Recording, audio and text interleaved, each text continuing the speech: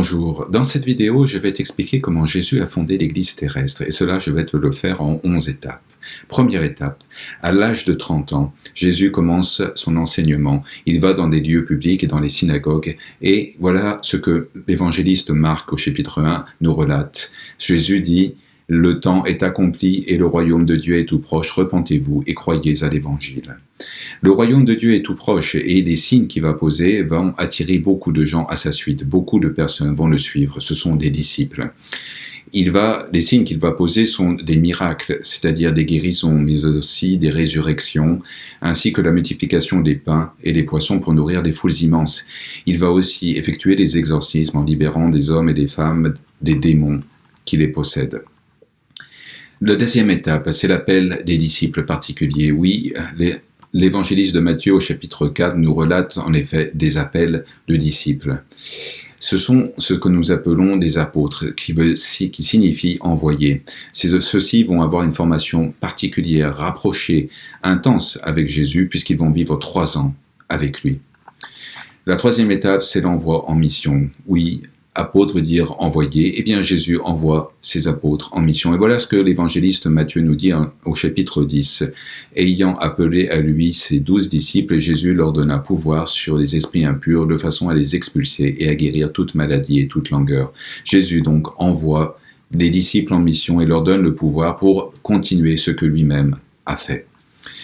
Ensuite, il y a la quatrième étape, la primauté de l'apôtre Pierre parmi les apôtres. Oui, voilà ce que nous est dit au chapitre 16 de l'évangile de Matthieu. Jésus dit « Eh bien moi, je te dis, tu es Pierre, et sur cette pierre je bâtirai mon église, et les portes de l'Hadès ne tiendront pas contre elle. » Ainsi Jésus donne une place particulière à l'apôtre Pierre. Cette place est continuée dans l'église catholique par les successeurs de Pierre qu'on nomme le pape. La cinquième étape, eh bien, c'est la place de la Vierge Marie dans l'Église. Voilà ce que l'évangéliste Jean nous dit au chapitre 19. Jésus donc, voyant sa mère et se tenant près d'elle, le disciple qu'il aimait, dit à sa mère, « Femme, voici ton fils. » Puis il dit au disciple, « Voici ta mère. » Dès cette heure-là, le disciple l'accueillit comme sienne. Oui, Jésus nous donne Marie comme mère. Marie est mère de l'Église. Sixième étape. L'institution de l'Eucharistie. Avant de donner sa vie, Jésus, par amour pour nous et pour nous sauver, va rassembler ses disciples et célébrer ce que l'on appelle la dernière scène. Dans cette scène, il donne son corps et son sang sous la forme du pain et du vin.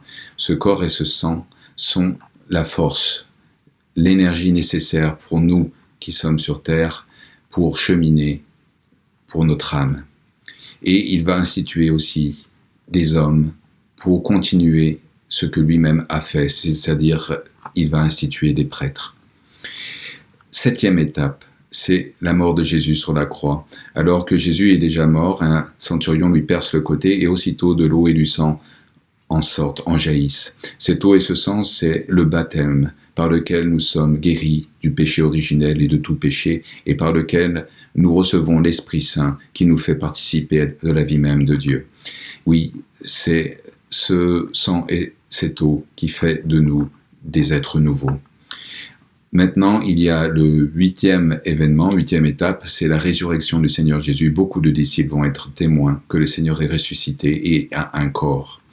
Ensuite, la 9e étape, c'est l'ascension, c'est-à-dire le Seigneur Jésus nous est enlevé de terre et il rejoint le Père. Et voilà ce que les Actes des Apôtres, chapitre 1, nous dit.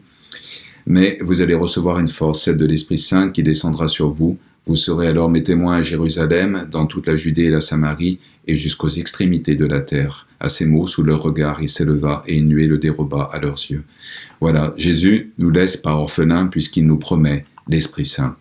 10e étape, ce sont les disciples qui très tôt se réunissent ensemble pour prier Dieu, pour prier les psaumes et pour célébrer ce que l'on appelle les premières messes. 11e étape, c'est la Pentecôte, c'est-à-dire le don de l'Esprit Saint, cette promesse que Jésus nous a faite quand nous a laissés, tout en nous promettant d'être auprès de nous jusqu'à la fin du monde. Voilà ce qui nous est relaté au chapitre 2 des Actes des Apôtres.